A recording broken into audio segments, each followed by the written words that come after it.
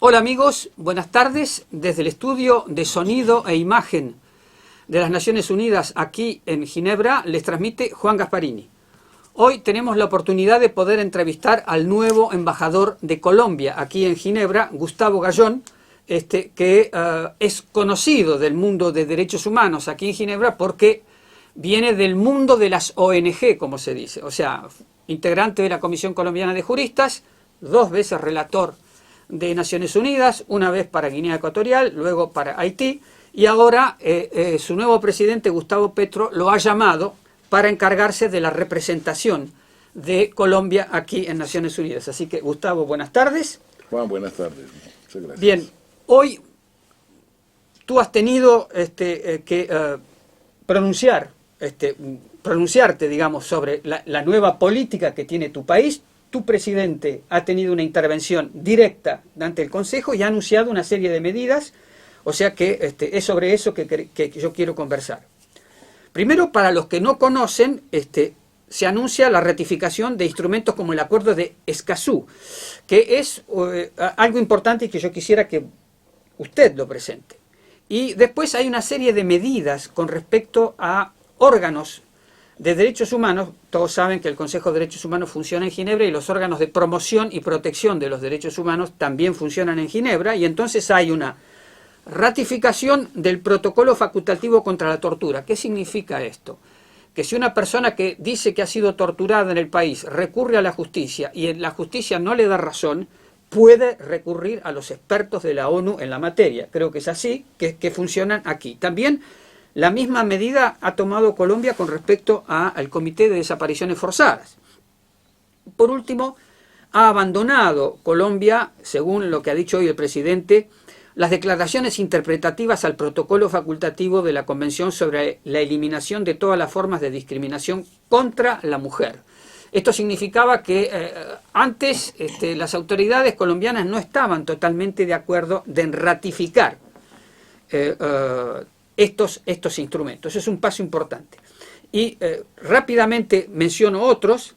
La oficina del Alto Comisionado en Colombia, que existe de hace más de 20 años, cada año, cada 2 años había que negociar los detalles de cómo iba a ser el mandato de esa oficina, que es la oficina más importante que tiene la ONU en los países del mundo, y ahora se anuncia que esa oficina puede continuar con tranquilidad hasta el 2032. Por lo menos. Por lo menos. Entonces, todo esto, ¿por qué ocurre? Entonces voy a la primera parte del discurso del presidente Petro, que dice que se adopta una política de paz total. Entonces yo quisiera empezar por ahí, después de haber alertado un poco a quienes nos siguen de las medidas concretas que tienen que ver con Ginebra. Hay una cuestión de paz total. ¿Qué significa con lo que existía antes? ¿Cómo se puede presentar esa política de paz total? Una superación de injusticias y exclusiones históricas. Bueno, Juan, muchas gracias. Muchas gracias además por el interés en relación con este tema. Sí, efectivamente, lo que hay es una política comprometida con paz y derechos humanos. Y paz en todas sus dimensiones y derechos humanos también en todos sus aspectos, civiles, políticos, económicos, sociales y culturales. Lo cual implica entonces, como paz total, la búsqueda de acuerdos o de mecanismos a través de los cuales puedan desmantelarse todas las organizaciones armadas irregulares que existen en Colombia. Hay unas que son de carácter político, otras que no son de carácter político, son organizaciones criminales que tienen por objetivo generar recursos para ellos, irregulares. Entonces, ha habido esfuerzos de paz importantes en el pasado. Uno, el más cercano, el acuerdo con las FARC.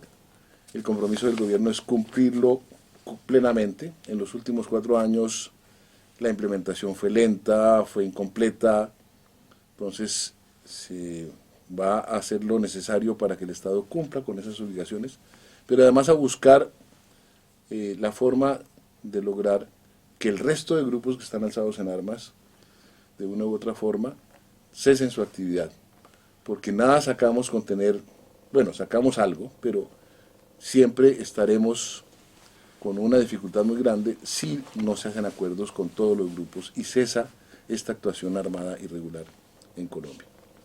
Pero eso implica, de una parte, generar mecanismos jurídicos para que estas personas dejen las armas, dejen las actividades, pero al mismo tiempo una política económica y social que permita satisfacer las necesidades de muchas personas que se vinculan a estos grupos por sus carencias, por las dificultades en el desarrollo de su vida.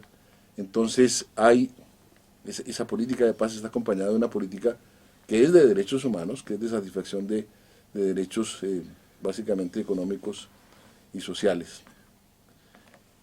Y a eso se une entonces una política de equidad, y para eso se ha creado un ministerio en cabeza de la vicepresidenta de la República, Ministerio de la Equidad, y se va a adoptar un sistema nacional de equidad. A veces es sí, acá el discurso de hoy del presidente dijo de promover la eliminación de las desigualdades económicas, políticas y sociales. Exacto. Y hay un sistema, va a crear un sistema de equidad. Entonces todo eso va junto. Y además existe la intención de cumplir, de estimular o de continuar estimulando, de estimular realmente la acción de los organismos internacionales de protección de derechos humanos que actúan sobre Colombia. En primer lugar, la oficina del Alto Comisionado de Naciones Unidas, que como bien dijiste, se creó hace ya un buen tiempo, se estableció en el país desde el año 97, o sea que este año cumple 26 años, y fue ordenada en el año 96 por la entonces Comisión de Derechos Humanos. Y efectivamente la renovación del acuerdo de sede para permanecer la oficina en Colombia a veces, con frecuencia, estaba sujeta a complicaciones y hacía perder tiempos en esas negociaciones, de tal forma que este gobierno decidió extenderle un tiempo relativamente amplio de prórroga del acuerdo de sede, por lo menos hasta el final del periodo de otros mecanismos que funcionan en el país, que es el periodo de la Jurisdicción Especial para la Paz, que fue creada por el acuerdo con las FARC. Que la es Comisión tribunal, para el Esclarecimiento de la Verdad y todo eso. No, ¿Ah, no? No, que es el tribunal que se creó en el acuerdo de paz, distinto de la Comisión de la Verdad, que ya terminó, ya rindió su informe, duró 3 años y medio, hubo que prorrogarle un poquito el tiempo por la pandemia, pero ya presentó su informe.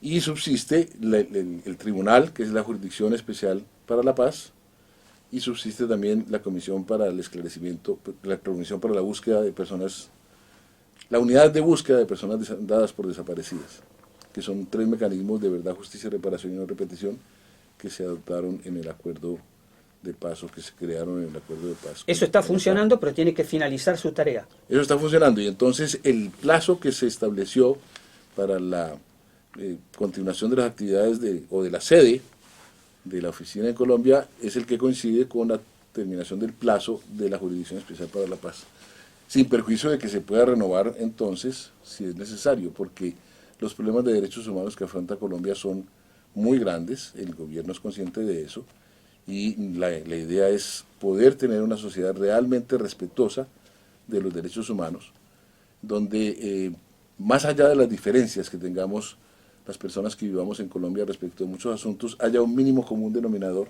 que sea el respeto de los derechos humanos. Bien. Esa ha sido una aspiración de la sociedad colombiana, de las organizaciones de derechos humanos durante años en el país, y en este momento el gobierno la hace suya.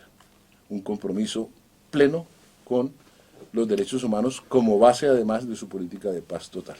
Bien, además el presidente Petro anunció hoy una nueva política sobre drogas, dejar atrás el prohibicionismo como paradigma dominante y generar una regulación basada en el cuidado de la vida.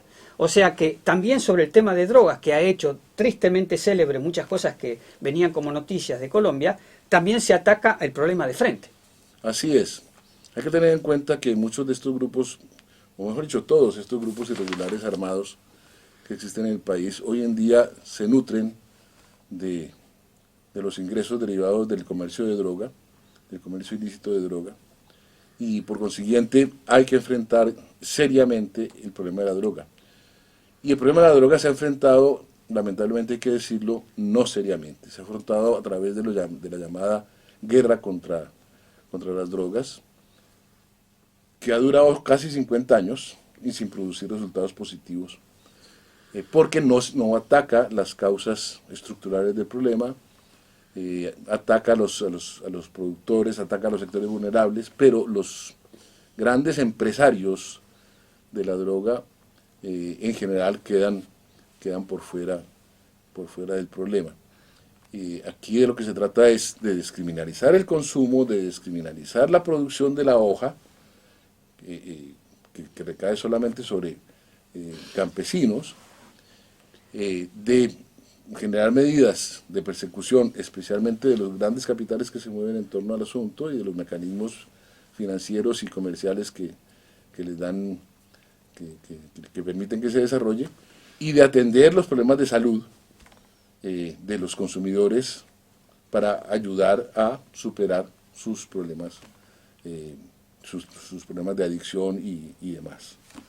Es una reorientación, además, que está basada en las recomendaciones de la Comisión Global de Política de Drogas, que tiene su presidencia aquí en Suiza, y que está integrada por personalidades de todo el mundo, que ha venido insistiendo en la necesidad de cambiar ese paradigma. Entonces Colombia, muy claramente, lo dijo el presidente, y lo ha dicho varias veces, se orienta en esa dirección. Bien. Para los que no conocen, si podrías explicar brevemente qué significa esta asunción por parte de Colombia del Acuerdo de Escazú. ¿Qué tipo de modificaciones va a traer para la vida del Estado? Bueno, el Acuerdo de Escazú es un acuerdo sobre derechos ambientales y sobre la protección de defensores de derechos humanos que trabajan en temas ambientales. Fue un acuerdo que se aprobó con mucho entusiasmo de países latinoamericanos, pero luego, para la ratificación, Colombia se abstuvo, y han pasado ya unos años. El gobierno actual se ha comprometido a sacarlo adelante, a que la ratificación se haga efectiva. Es un acuerdo que ha generado bastante reacción, especialmente de parte de sectores empresariales, que temen que por eso se vean limitadas algunas de esas actividades de explotación de recursos, especialmente de carácter minero y otros, pero que está orientado en la buena dirección, indudablemente. Bien.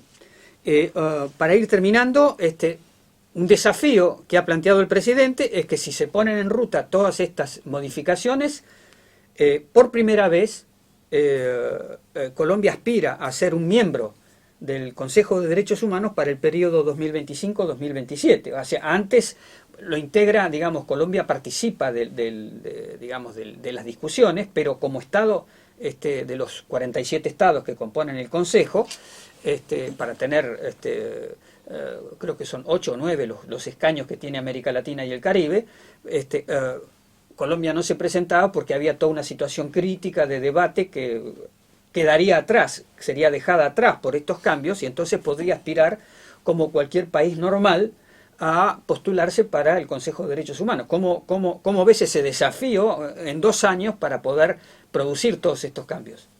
Sí. No, básicamente el planteamiento que está haciendo Colombia es que Colombia tiene toda una experiencia que compartir con el Consejo de Derechos Humanos y con la comunidad internacional en 2 direcciones. Una, por lo que ha sufrido en materia de violaciones de derechos humanos. Colombia puede mostrarle, repito, al Consejo y a los países miembros y a la comunidad internacional crisis y problemas graves de derechos humanos que hemos padecido por años en nuestra sociedad. Pero al mismo tiempo también puede mostrar las experiencias positivas, los avances que se han logrado, o los intentos que no han resultado bien, pero que han tratado de ir en la buena dirección y cómo se han corregido o cómo merecen corregirse. O sea, Colombia es un país que le ofrece al Consejo de Derechos Humanos la posibilidad de ser un laboratorio, un sitio de apreciación de problemas y de soluciones en derechos humanos importantes.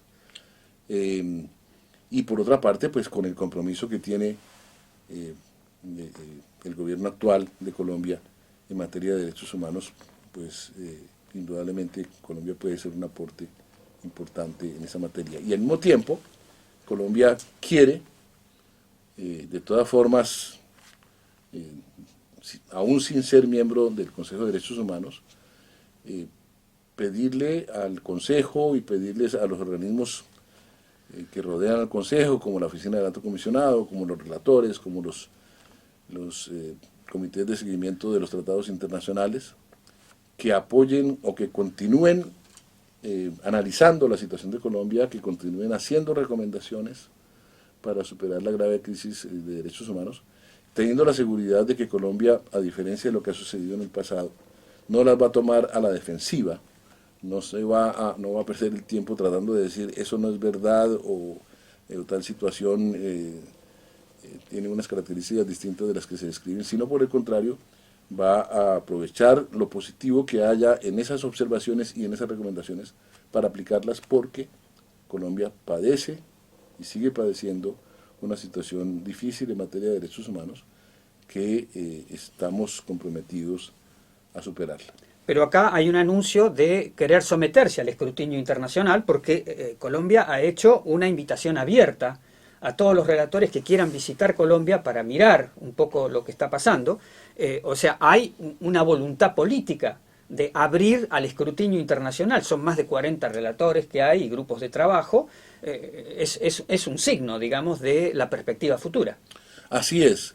Colombia tiene una invitación abierta formal desde mediados de la década del 2000, 2003 o 2005, pero desde el 2010 no se cumple. Del 2010 a hoy solamente un relator ha ido, que fue el relator sobre defensores de derechos humanos en 2018. El resto de solicitudes de visitas, que son como 30, no se aceptaron por parte de los gobiernos anteriores. El gobierno actual está diciendo vamos a darles curso a estas solicitudes, porque queremos que nos analicen, nos inspeccionen, nos diagnostiquen, nos digan en qué estado está la situación respecto de cada temática de derechos humanos y nos hagan las recomendaciones pertinentes para poder avanzar y generar una política de respeto a los derechos humanos y de recuperación de los derechos humanos adecuada. Por último, un detalle un poco al margen, ha llamado varias veces la atención de forma inquietante, digamos, las relaciones entre Colombia y Venezuela. Ha habido problemas, cierre de fronteras, etcétera, etcétera. También esa cuestión estaría en vías de mejorarse y de superarse, para terminar. Se ha ido mejorando, se han abierto las fronteras y hay comunicación entre los gobiernos. El gobierno anterior había suspendido los representantes diplomáticos en Venezuela, lo cual perjudicó a la población colombiana en Venezuela.